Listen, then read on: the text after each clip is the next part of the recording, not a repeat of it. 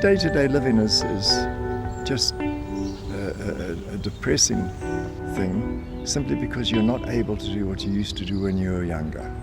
I got diagnosed with this condition 32 years ago, and I actually gave up smoking 30 years ago.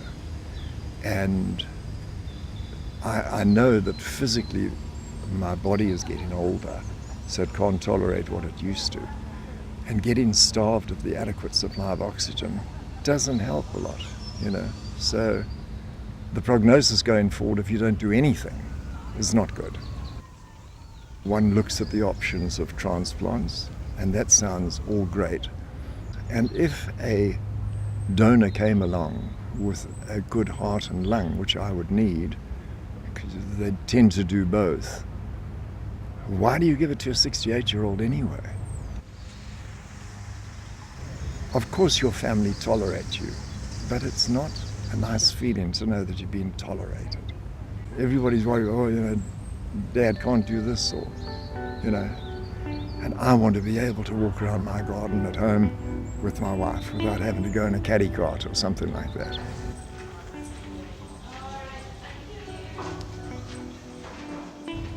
From a mental point of view, I'm quite prepared for what's going on. And I'm quite happy to judge it afterwards to say, wow, it's been good. Or else if it hasn't, okay, what have we lost? We haven't lost anything. I'm excited. I'm apprehensive. Of course I am, but I'm excited. Yeah.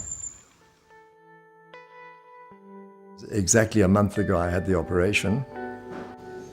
As it turned out, 4 valves went in and have effectively done the job. I'm using the bottom part of my lungs, which I don't think I was using before.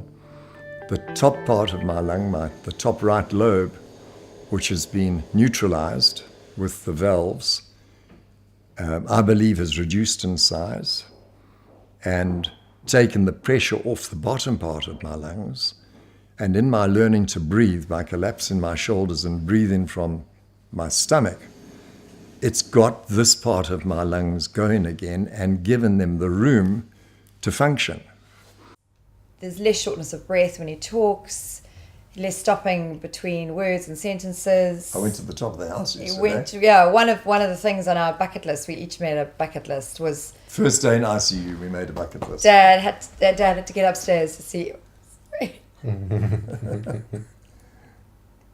said to Dad, right, on my list, you've got to get upstairs to see whose room? Charlie's. Charlie's bedroom, yeah. Dad made it up there yesterday. Yesterday. Without even stopping. Straight up, in fact, you and I were going, Dad, slow down, and... They couldn't keep up.